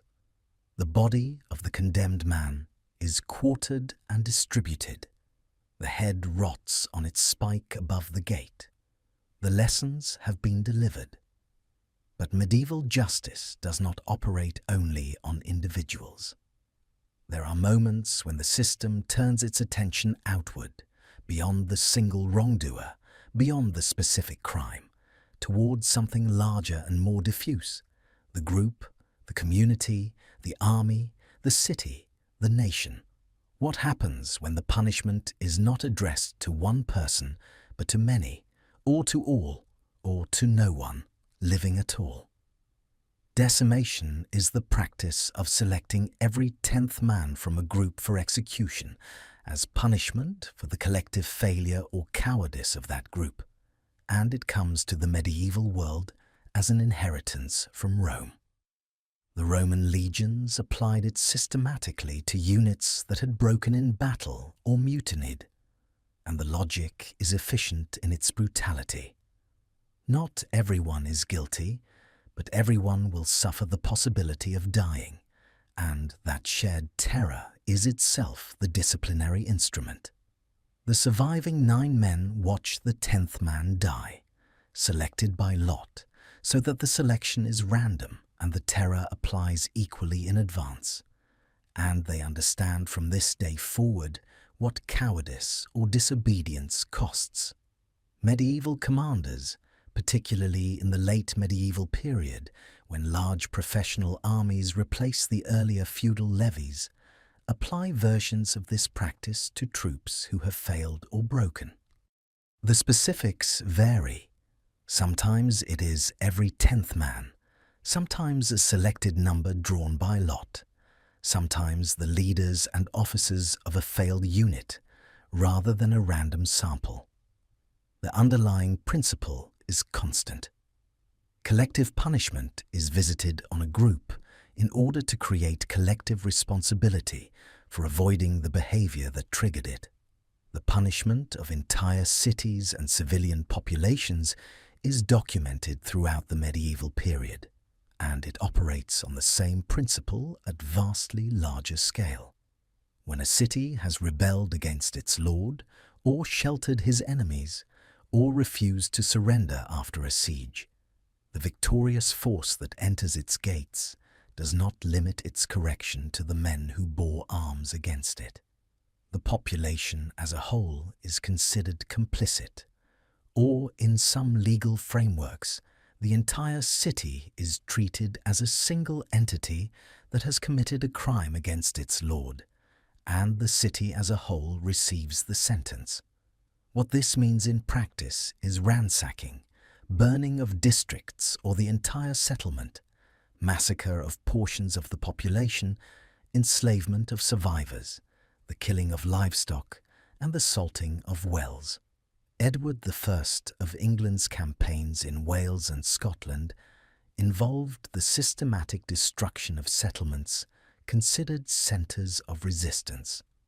The Albigensian Crusade of the early 13th century, launched by Pope Innocent III against the Cathar heresy in southern France, involved the destruction of numerous towns and the massacre of their populations, with the papal legate Arnaud Amaury famously reported to have instructed the Crusaders at the siege of Béziers in 1209 to kill everyone and let God sort out the innocent from the guilty.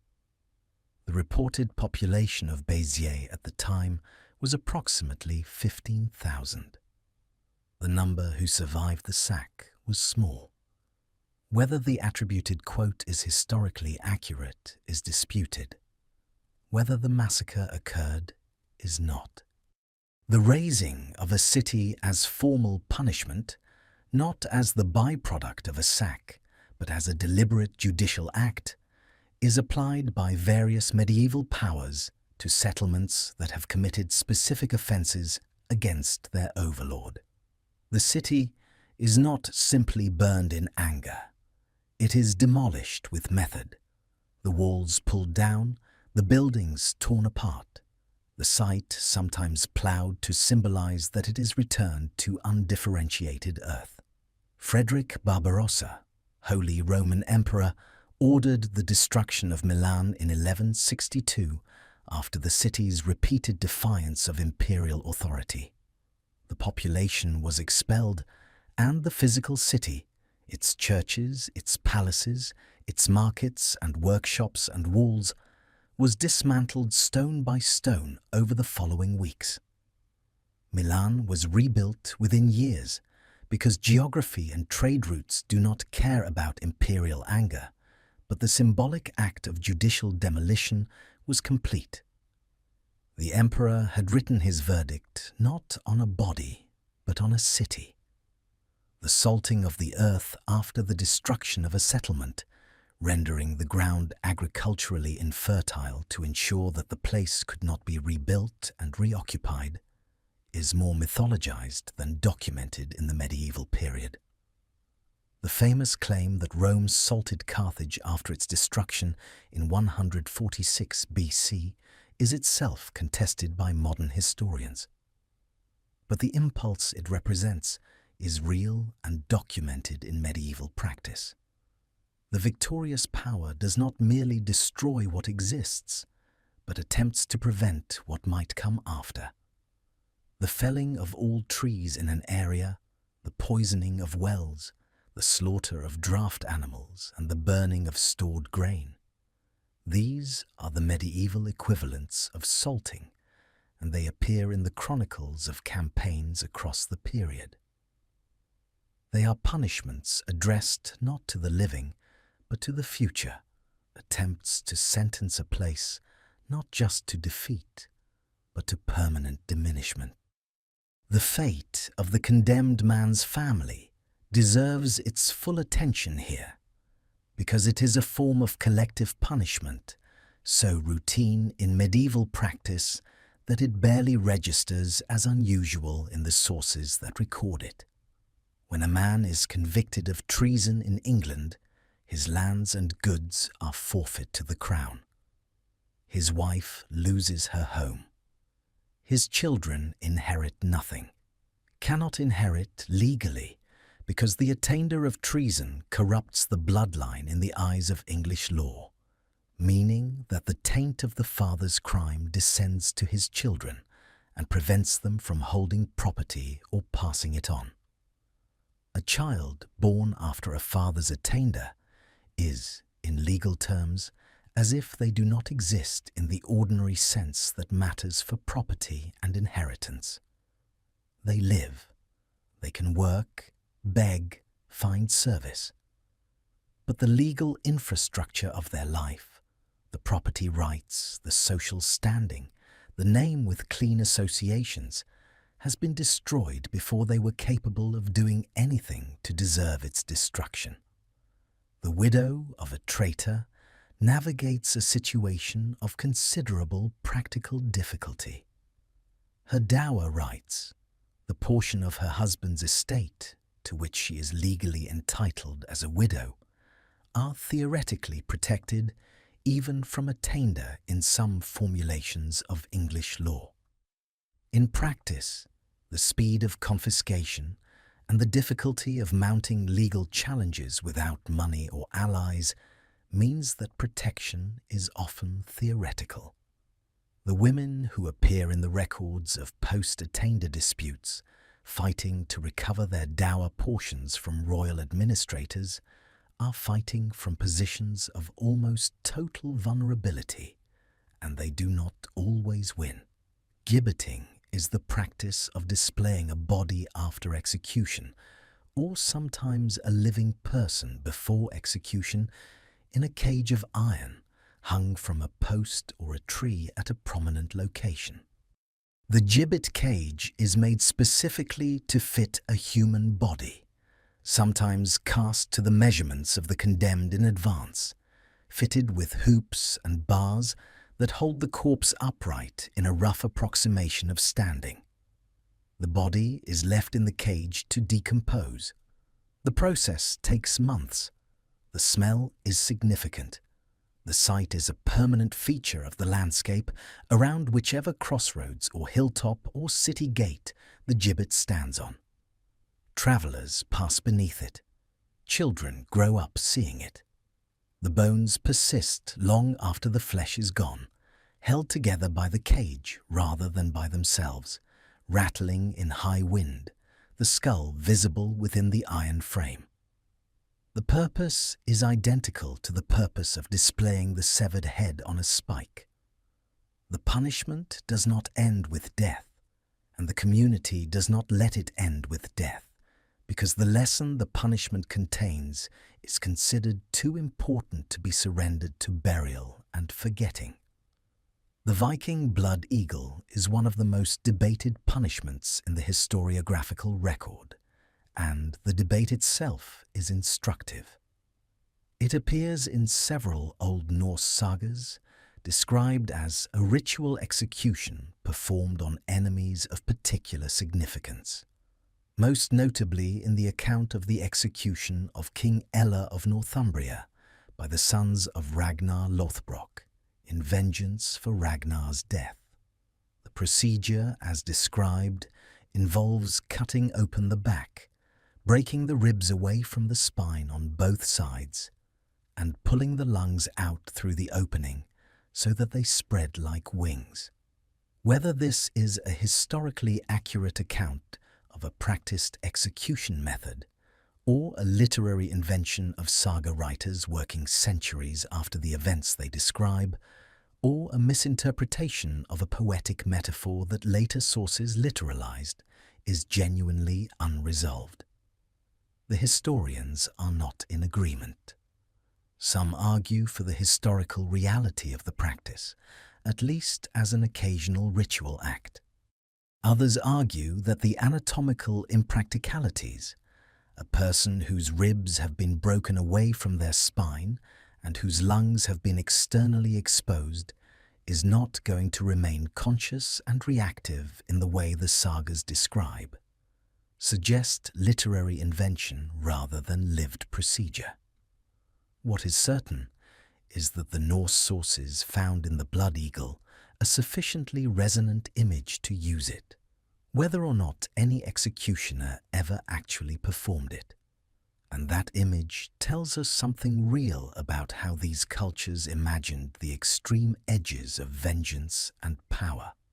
Trial by ordeal is the system by which, in the early and central medieval period, guilt or innocence is determined not by the weighing of evidence or the examination of witnesses, but by the direct intervention of God in a physical test.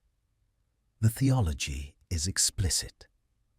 God will not permit an innocent person to be harmed by the ordeal, and therefore the result of the test reveals divine judgment. The most common forms are the ordeal of fire, carrying a heated iron bar a specified number of paces, with the wound examined 3 days later to determine whether it has begun to heal cleanly. The ordeal of hot water, in which the hand is plunged into boiling water to retrieve a stone from the bottom, with the subsequent wound examined similarly, and the ordeal of cold water, in which the accused is bound and submerged, the water's acceptance or rejection of the body determining guilt or innocence. The cold water ordeal is particularly notable in its logic. Pure water will reject the guilty, meaning that a person who sinks is innocent, and a person who floats is guilty. The practical difficulty this creates for the innocent, who must be retrieved before they drown, is acknowledged in the procedures, which specify that a rope be attached to the accused so they can be pulled out if they sink. Whether this specification was always followed, and followed in time, is another matter. The ordeal of combat, trial by battle, is a different application of the same theological principle. Two parties in a dispute, or their designated champions, fight until one yields or dies. God will give victory to the righteous cause. The system is used in both criminal and civil matters, and it disadvantages the old, the sick, the weak, and the female in ways that are obvious and that contemporaries did not consider disqualifying. A woman who needed to prove a grievance could appoint a champion, but appointing an effective champion required money and connections, and many women had neither. The man who had wronged her might be younger, stronger, and better armed than anyone she could find to fight for her. The theology said God would prevail. The practical reality said something else. The Fourth Lateran Council of 1215, under Pope Innocent III, prohibited clergy from participating in ordeals. The blessing of the heated iron, the consecration of the water, the prayers that gave the ordeal its theological validity. Without clerical participation, the ordeal ceased to function as a divine test and became simply a harmful procedure without sacred sanction. The prohibition effectively ended the formal ordeal system across most of Western Europe within a generation. What replaced it in England was the jury trial, with all the procedural complexity that implied. In the interrogation-based systems of continental Europe, what replaced it was the expanded use of judicial torture to extract confession. The strappado, the rack, the pressing stones. The removal of God from the determination of guilt did not make the process gentler. It made it more reliant on human methods of extracting certainty, and human methods are not always an improvement. You are standing at the river's edge on a cold morning in England in the year 1180. The priest is beside you. He has blessed the water.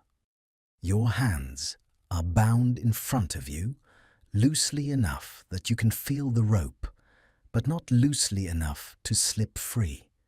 The charge against you is theft of a neighbor's sheep, a charge you know to be false, brought by a man who wants your grazing land and has found this accusation a useful instrument. The village is assembled on the bank. Your family is there, somewhere behind you, but you cannot turn to look for their faces. The priest is still praying. The rope that will pull you out if you sink is held by two men you do not entirely trust. The logic of the test is clear to everyone present. If the water accepts you, you float and you are guilty. If the water rejects you, you sink and you are innocent. You are about to be placed in a situation where your survival and your guilt are declared by the same result, and your innocence and your death are equally intertwined. You have been told to trust God. The water is very cold. The priest finishes his prayer. The men beside you take your arms. The water closes over you. It is colder than cold. It is the kind of cold that takes the breath before you have entered fully, that contracts every muscle and replaces thought with pure physical response. You are sinking. The rope is still slack. You are still sinking, and the light above you is already distant, and the cold is absolute. And somewhere above you, the men holding your rope are watching, deciding, waiting to see what the water says about your soul. They pull. You come up gasping, water pouring from your mouth, your hair flat against your face, and there is a moment before anyone speaks in which the world is simply cold and light, and the sound of the river and your own breathing. Then the priest says something you cannot hear clearly. Then the crowd shifts. You have sunk. You are innocent. The charge is dismissed. The man who brought it will face a fine, in theory, for a false accusation. He will pay it eventually, in installments, and keep the dispute about the land alive through other means for another decade. You are innocent. You nearly drowned. You are standing on the bank shaking so hard your teeth are striking together, and the village is dispersing already, moving back toward the ordinary day, and the priest is wringing the water from the hem of his robe, and the cold river runs on behind you as if nothing has happened at all. What all of this? The decimated army, the razed city, the gibbeted corpse, the body in the ordeal river, points toward is something the final part of this account will complete. The medieval system of punishment is not a collection of isolated cruelties. It is a total architecture, and every element of it serves the same fundamental purpose: to make order legible, to make transgression costly, to write the terms of collective life on bodies and landscapes and memories so that the community understands at every moment what it is and what it requires of those who live within it. The system reaches into the past, punishing the dead. It reaches into the future, punishing the unborn children of traitors. It reaches across geography, scattering quartered bodies across the kingdom. It reaches into the invisible, invoking God as the ultimate judge whose verdict the water and the iron and the ordeal reveal. Nothing is outside its jurisdiction. Nothing is too small for its attention, and nothing is too large. The system that reaches into the past to punish the dead and into the future to punish the unborn children of traitors does not stop at the living body or the living city. It reaches, in some of its most extraordinary applications, into territory that most systems of justice decline to enter. The territory of the already dead, the territory of animals and insects, the territory of the soul itself. Here, at the outermost edges of what medieval justice considered its rightful domain, are the punishments that reveal most clearly what the system ultimately believed about itself and about the world it was trying to order.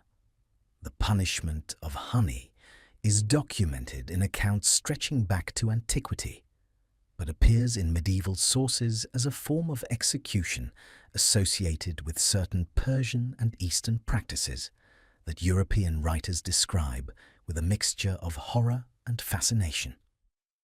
The condemned is bound, stripped, and covered thoroughly with honey, face, hands, every surface of exposed skin.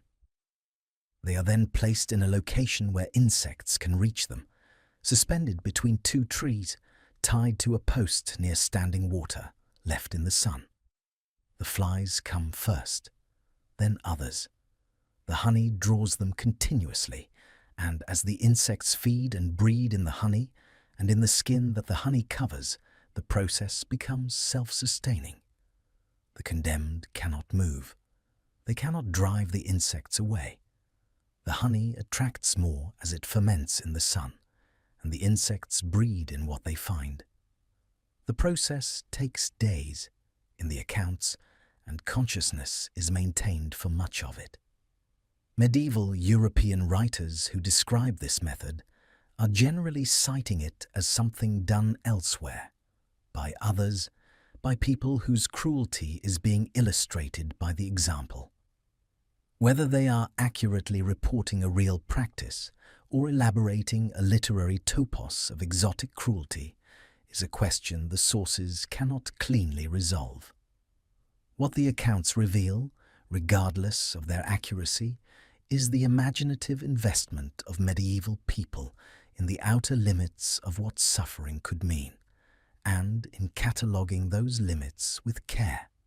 Death by confinement in a sealed space, walling up alive, appears in enough independent sources across enough different contexts to suggest that it was genuinely practiced, at least occasionally, rather than being purely legendary.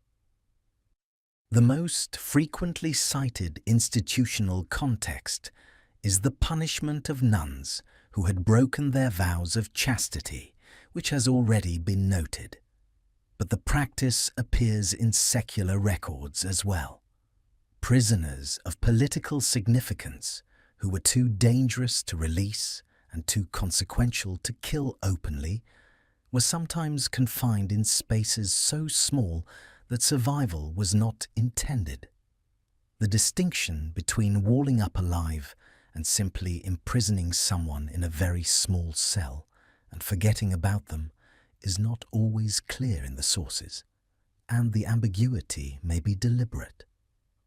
A lord who ordered an inconvenient prisoner confined in a sealed oubliette and provided with minimal water was not legally responsible for what followed in the same way he would have been responsible for an order of execution. The death that resulted was technically natural, technically the result of the prisoner's own biological limitations, rather than anyone's active choice.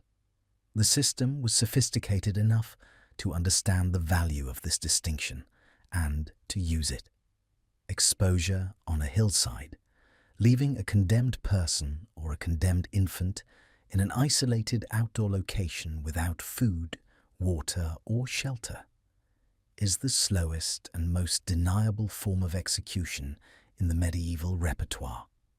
For infants, it is practiced with a frequency in certain periods and regions that the historical record documents with uncomfortable regularity, not as judicial punishment, but as a response to poverty, illegitimacy, or disability.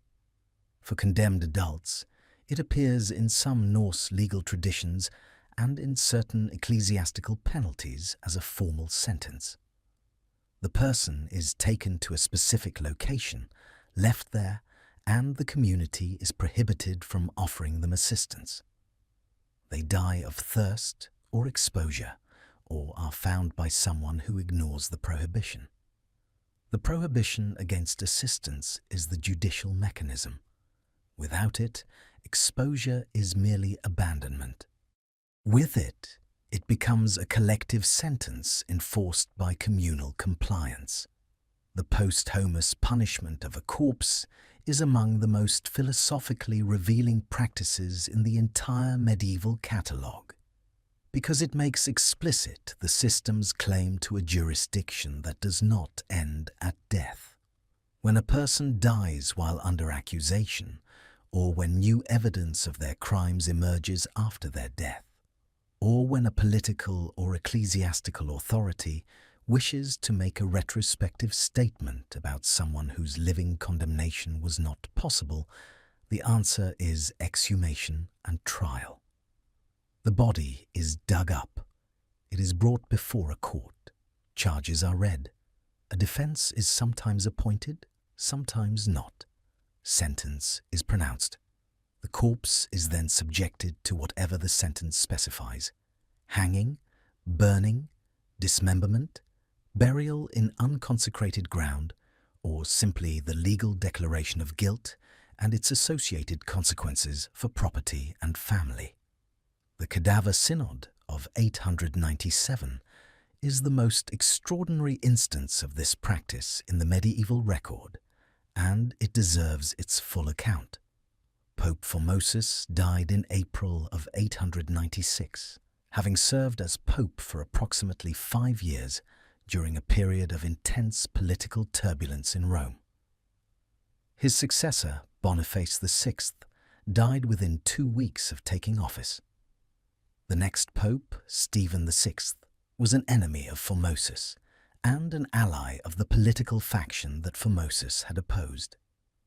In January of 897, Stephen ordered the body of Formosus exhumed and brought into the Basilica of St. John Lateran to stand trial. The corpse, which had been in the ground for approximately 9 months, was dressed in full papal vestments and propped upright on a throne. A deacon was appointed to speak in the dead pope's defense, though the deacon, by all accounts, said very little. The atmosphere of the proceedings made vigorous defense inadvisable. Stephen VI conducted the prosecution himself, reportedly shouting at the corpse, demanding that it answer his accusations, berating it for the specific ecclesiastical crimes it was charged with, primarily the violation of canon law provisions against clergy, transferring between bishoprics, and political offences connected to Formosus's alliances with various Carolingian claimants. The corpse, predictably, did not respond. It was found guilty on all charges. The sentence was comprehensive. The vestments were stripped from the body. The 3 fingers of the right hand that Formosus had used for consecrations were cut off, a symbolic destruction of his capacity for the priestly acts he had performed, and the remainder of the corpse was dragged through the streets of Rome, thrown into the Tiber, later retrieved by a monk who buried it quietly and eventually reinterred with some dignity after Stephen VI was himself overthrown, imprisoned, and strangled later that same year. The cadaver synod was so grotesque in its performance that it produced a popular backlash in Rome. A small earthquake reportedly occurring during the proceedings was interpreted as divine disapproval, and Stephen's subsequent overthrow was connected in the popular mind with his treatment of his predecessor's remains. The trial of a dead man in his papal robes, conducted by a screaming living pope, stands as the medieval system's most extreme expression of its own logic. Guilt does not expire with the body, and the authority of the court does not stop at the grave.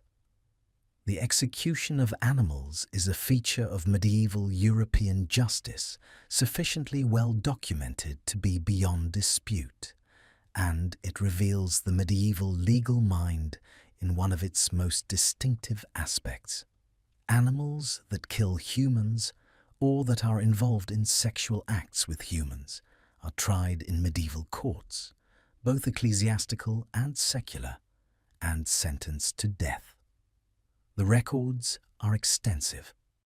A pig that killed and partially consumed an infant in Falaise, Normandy, in 1386, was tried, convicted, and publicly hanged, dressed in human clothing for the execution. Horses that killed their riders, bulls that gored men to death, dogs involved in lethal attacks, all appear in the judicial records of medieval Europe facing charges, receiving representation, being sentenced, and being executed. The pig at Falaise was hanged at the same gallows used for human executions, before a crowd that included, by the account, the seigneur and the local clergy, and a significant portion of the population. The theological and legal basis for animal trials varies by source. Some authorities argue that animals used for unnatural acts with humans are polluted and must be destroyed. Others invoke the Old Testament provisions of Exodus requiring that an ox that kills a man be stoned. Others argue more simply from a pollution logic. The animal has been the instrument of harm. It carries that harm in its body, and its destruction removes the harm from the community. What is consistent across the various theoretical frameworks is the application of formal judicial procedure to a non-human defendant. The indictment, the representation, the verdict, the sentence. The animal is not simply killed, it is tried and executed. The distinction matters to the courts that maintain it, and maintaining it reveals something about what those courts believe formal justice to be. Insects and agricultural pests were also subject to ecclesiastical legal proceedings in the medieval and early modern periods, though the mechanism differs from the secular animal trials. When a swarm of caterpillars, or locusts, or weevils, or rats devastated a community's crops, the community could bring a formal complaint before the bishop's court. A lawyer would be appointed to argue on behalf of the insects, typically arguing that they had been created by God before humans and had as much right to the fruits of the earth as the farmers who planted the crops. The prosecution would argue that the insects were disrupting the divinely ordained order of human society and should be ordered to depart or face excommunication. The court would issue its ruling, typically an order for the insects to leave the affected lands within a specified number of days, under threat of ecclesiastical sanction. The insects, in most recorded cases, did not comply in any documentable way. But the proceedings had been conducted, the form of justice had been observed, and the community had been given a mechanism for expressing and processing its crisis through the structures of institutional authority. The futility of the proceeding was, in a sense, beside the point. The forfeiture of the soul as an ecclesiastical sentence, the declaration that a person's soul is damned, condemned to hell, beyond the reach of salvation, is the outermost boundary of medieval punishment, the place where institutional authority claims jurisdiction over eternity itself. Excommunication, as already discussed, excludes a person from the sacraments and the community of the faithful, and implies serious spiritual danger. But some ecclesiastical authorities go further, issuing declarations that specific condemned persons are not merely in danger of damnation, but are definitively damned, that their souls belong to the devil, that no prayer can avail them, that the ordinary mechanisms of salvation are closed to them. These declarations are theologically contested even within the medieval church, which maintains that only God can know the state of a soul. But they are issued nonetheless, in moments of extreme institutional anger or political calculation, and their effect on the communities that receive them is real. A person declared damned by authoritative voices is socially dead in every dimension. Their body is condemned, their property is forfeit, and their eternal future is pronounced already decided in the worst possible direction. The last judicial burning for heresy in England took place in 1612. The condemned were two men, Edward Whiteman and Bartholomew Leggett, both convicted of religious heterodoxy under the heresy laws that had not yet been repealed. Whiteman was burned at Lichfield on the 11th of April. Leggett had been burned at Smithfield in March of the same year. These executions made such an impression of horror, of apparent excess, of a legal instrument that had become embarrassing rather than effective, that James I declined to authorize further burnings, and none followed. The heresy laws were finally abolished in 1677. The gap between the last burning and the abolition of the laws that authorized it spans 65 years, during which the laws existed without being used, a period in which the machinery of 1,000 years of punishment stood technically operational and practically abandoned. That gap is worth sitting with. The laws did not change when the practice changed. The practice changed first, driven by something harder to name than legislation, a shift in what communities and rulers were prepared to witness, a gradual revision of what the spectacle of burning a human body in public said about the people watching, rather than the person burning. The medieval system of punishment was, in the end, a mirror as much as a mechanism. It reflected back to the communities that used it an image of themselves, their fears, their values, their sense of what order required and what transgression cost. When the communities changed, the mirror changed with them, not quickly, not cleanly, but the change came, as changes always come, not through a single decision, but through the accumulation of moments in which people looked at what was happening in the square and felt something shift in their understanding of what they were willing to call justice. What you have been listening to tonight is not, finally, a catalogue of cruelty. Or it is not only that. It is an account of a society trying, with the tools available to it, and within the limits of what it could imagine, to hold itself together. The people who designed these punishments and carried them out and watched them from the edges of the square were not monsters separated from us by some fundamental difference of nature. They were afraid of the same things we are afraid of: disorder, betrayal, the collapse of the structures that make daily life possible. They had arrived at different answers to those fears, and their answers were capable of terrible things. But the fears themselves are recognizable. The desire for order is recognizable. The belief that justice must be visible, that it must be felt, that it must mean something to the community it serves. These are not medieval beliefs. They are human ones, and they have not gone away. They have only changed their forms. If you have stayed with this account through all of its parts, through the market squares and the interrogation chambers, through the burning pyres and the ordeal rivers, through the trial of a dead pope and the execution of a pig dressed in human clothing, then you have brought something rare to it.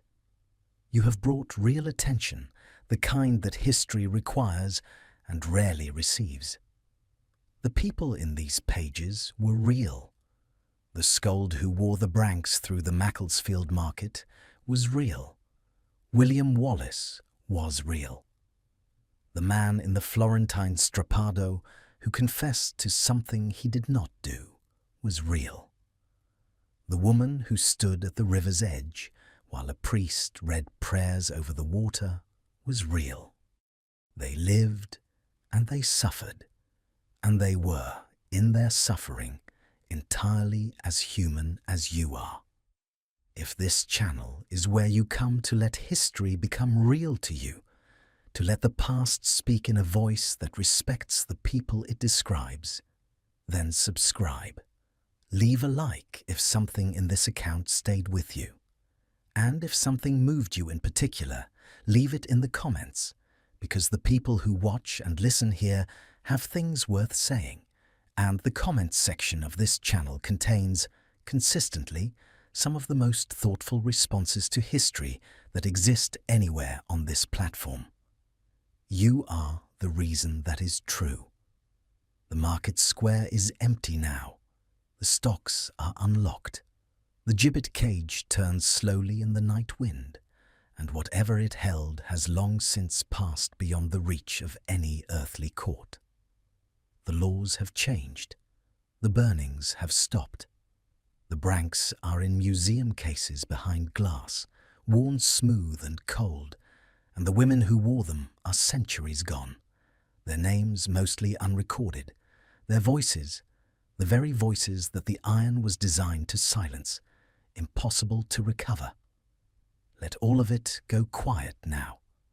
Let the square empty, and the torches go out one by one, and the chronicle close, and the centuries settle back into the long dark from which they briefly came.